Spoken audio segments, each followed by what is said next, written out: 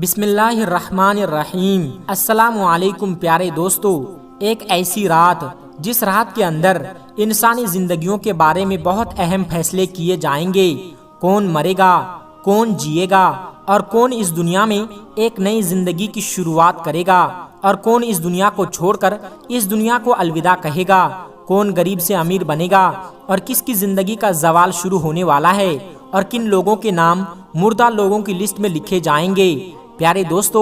آج کی اس ویڈیو میں ہم آپ کو بتائیں گے کہ شب برات کی حقیقت کیا ہے، اس رات میں نامۂ اعمال کیوں تبدیل ہو جاتے ہیں، اور اس رات میں انسانوں کے بارے میں کون کون سے اہم فیصلے کیے جائیں گے، اور اگر خدا نہ خواستہ ہمارا نام بھی مردہ لوگوں کی لسٹ میں آ جائے تو ہمیں کیا کرنا چاہیے۔ اس رات کتنے لوگوں کی مغفرت کی جاتی ہے، اور اس رات کون سے وہ بدبخت لوگ ہیں جن کی مغفرت نہیں کی جاتی، اور حضور اکرم حضرت محمد صلی اللہ علیہ وسلم نے اس رات کون کون سے عمل کرنے کا ارشاد فرمایا، اور ضرورت کے مطابق مسلمان سب کو شب برات کو کس طرح سے گزارنا چاہیے۔ پیارے دوستو، ان تمام تر سوالات کے جوابات قرآن و حدیث کی روشنی میں آج کی اس ویڈیو میں ہم آپ کو بتائیں گے، لہٰذا آپ سے گزارش ہے کہ ہمارے اس ویڈیو کو آخر تک ضرور دیکھتے رہیے گا۔ پیارے دوستو، شعبان المعظم کی 15ویں رات کو شب برات کہا جاتا ہے۔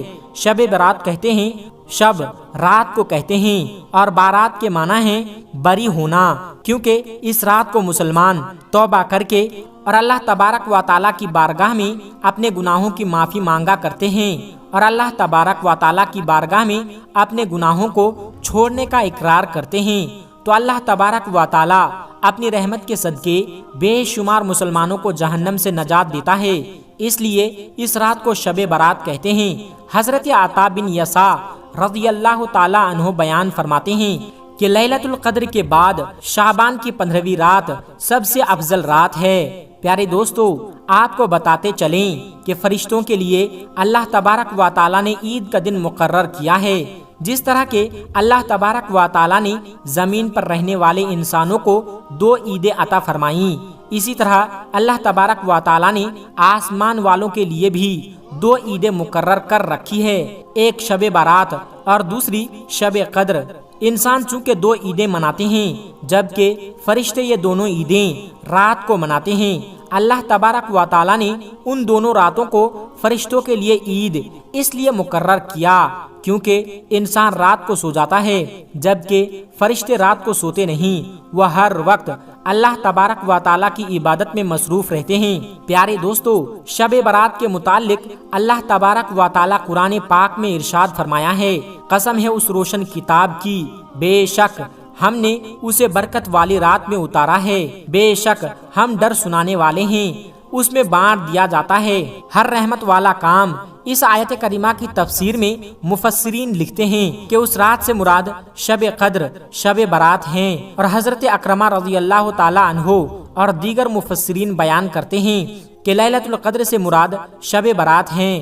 پیارے دوستو، اس رات کے اندر ان تمام لوگوں کی فہرست یعنی لسٹ تیار کی جاتی ہے جو اس دنیا کے اندر زندہ رہنے والے ہوں گے، اور جو اس سال کے اندر مرنے والے ہوں گے، اور جو حج کرنے والے ہوں گے۔ ان تمام لوگوں کے نام اس فہرست کے اندر لکھے جاتے ہیں۔ اس لسٹ میں درج ہونے والے ہر حکم کی تعمیل میں ذرہ برابر بھی کمی نہیں کی جاتی۔ حضرت عائشہ صدیقہ رضی اللہ تعالی عنہا بیان فرماتی ہے کہ رسول اکرم حضرت محمد صلی اللہ علیہ وسلم نے ارشاد فرمایا، کیا تم جانتی ہو شعبان کی 15ویں شب میں کیا ہوتا ہے؟ تو حضرت عائشہ صدیقہ رضی اللہ تعالی عنہا نے عرض کیا، یا رسول اللہ، آپ ہی ارشاد فرما دیجئے۔ تو نبی کریم صلی اللہ علیہ وسلم نے ارشاد فرمایا کہ آئندہ سال میں جتنے بھی پیدا ہونے والے ہوتے ہیں وہ اس رات میں لکھے جاتے ہیں، اور جتنے لوگ آئندہ سال میں مرنے والے ہوتے ہیں وہ بھی اس رات میں لکھے جاتے ہیں،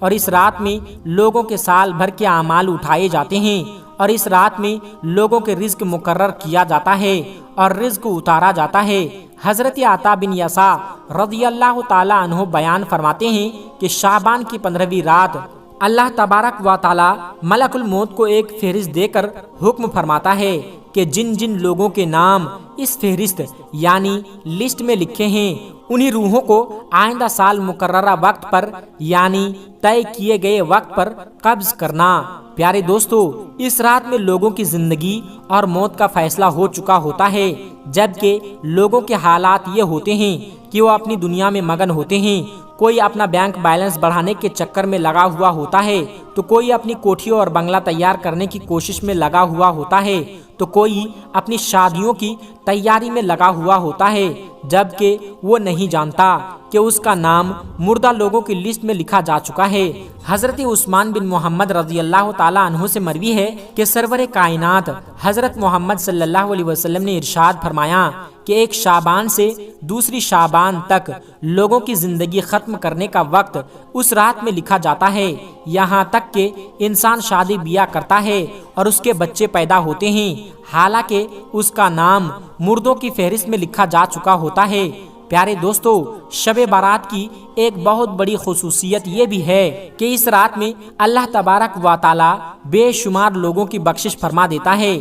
جیسا کہ حضرت عائشہ صدیقہ رضی اللہ تعالی عنہا فرماتی ہیں کہ ایک رات میں نے حضور اکرم صلی اللہ علیہ وسلم کو اپنے پاس نہ پایا، تو میں آپ کی تلاش میں نکلی۔ میں نے دیکھا کہ حضور اقدس صلی اللہ علیہ وسلم جنت البقیع میں تشریف فرما ہیں، اور آپ صلی اللہ علیہ وسلم نے فرمایا، کیا تمہیں یہ خوف ہے کہ اللہ تبارک و تعالی اور اس کے رسول تمہارے ساتھ زیادتی کریں گے؟ میں نے عرض کیا، یا رسول اللہ، مجھے یہ خیال ہوا کہ شاید آپ کسی دوسری اہلیہ کے پاس تشریف لے گئے ہیں۔ تو حضور پاک صلی اللہ علیہ وسلم نے ارشاد فرمایا، بے شک اللہ تبارک و تعالی شعبان کی 15ویں شب آسمانی دنیا پر اپنی شان کے مطابق جلوہ گر ہوتے ہیں، اور قبیلہ بنو قلب کی بکریوں کے بالوں سے بھی زیادہ لوگوں کی مغفرت فرماتا ہے۔ حضرت ابوبکر صدیق رضی اللہ تعالی عنہ روایت کرتے ہیں کہ حضور اکرم صلی اللہ علیہ وسلم نے ارشاد فرمایا کہ شعبان کی 15ویں رات میں اللہ تبارک و تعالی آسمانی دنیا پر اپنی شان کے مطابق جلوہ گر ہوتے ہیں، اور اس شب میں ہر کسی کی مغفرت فرما دیتا ہے، سوائے ان لوگوں کے جو شرک کرنے والے ہوں اور بغض رکھنے والے ہوں۔ اور ایک دوسری روایت میں آتا ہے کہ نبی کریم صلی اللہ علیہ وسلم نے ارشاد فرمایا کہ اللہ تبارک و تعالی شعبان کی 15ویں رات میں اپنے رحم و کرم سے تمام مخلوقات کی بخشش فرما دیتا ہے، سوائے ان لوگوں کے جو شرک کرنے والے ہوں اور کینہ رکھنے والے ہوں۔ حضرت عبداللہ بن عمرو بن عاص رضی اللہ تعالی عنہ سے روایت ہے کہ حضور اکرم صلی اللہ علیہ وسلم نے ارشاد فرمایا کہ شعبان کی 15ویں رات میں اللہ تبارک و تعالی اپنی رحمت سے 2 کے علاوہ سب لوگوں کی مدد فرما دیتا ہے، ایک وہ شخص جو کینہ رکھنے والا ہو، اور دوسرا وہ شخص جو کسی کو ناحق قتل کرنے والا ہو۔ پیارے دوستو، شب برات میں فرشتوں کو بعض امور دیے جاتے ہیں، اور شب برات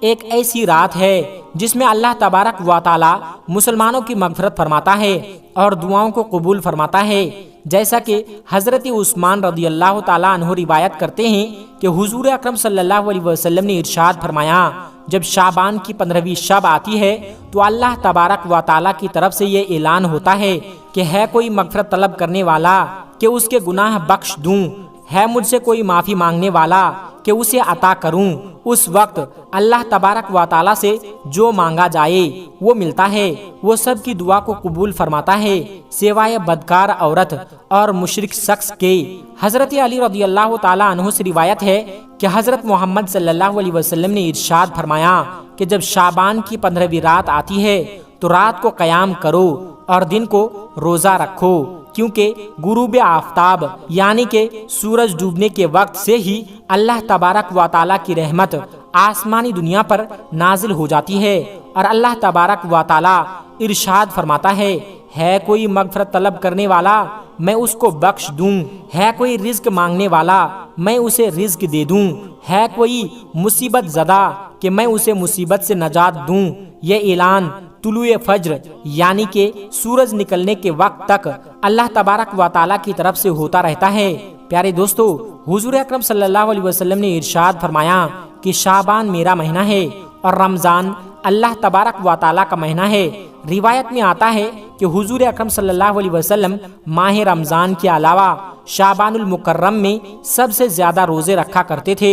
اور اللہ تبارک و تعالیٰ کی عبادت کے لیے ہمیشہ کمر بستہ رہتے تھے، اور حضور اکرم صلی اللہ علیہ وسلم شعبان المبارک میں بہت زیادہ اللہ تبارک و تعالیٰ کی عبادت کیا کرتے اور صحابہ کرام کو تلقین کیا کرتے تھے۔ لیکن افسوس ہے آج کے دور کے لوگ اس مقدس رات کو آتش بازی کی نظر کر دیتے ہیں، جس رات میں اللہ تبارک و تعالیٰ سے مغفرت طلب کرنی چاہیے۔ اس رات کو آج کے مسلمان فضول خرچی اور آتش بازی میں گزار دیتے ہیں، اور اللہ تبارک و تعالیٰ کو راضی کرنے کے بجائے الٹا ان گناہوں کے اندر مبتلا ہو کر اللہ تبارک و تعالیٰ کی نافرمانی کرنے لگتے ہیں اور اللہ تبارک و تعالیٰ کو ناراض کر بیٹھتے ہیں۔ اس رات کے اندر ہمیں کثرت سے اللہ تبارک و تعالیٰ کی عبادت کرنی چاہیے اور ہمیشہ ہمیشہ کے لیے اپنے گناہوں سے توبہ کرنی چاہیے، کیونکہ ہو سکتا ہے کہ ہمارا نام بھی ان لوگوں کی فہرست میں لکھا جا چکا ہو جو اس سال مرنے والے ہیں۔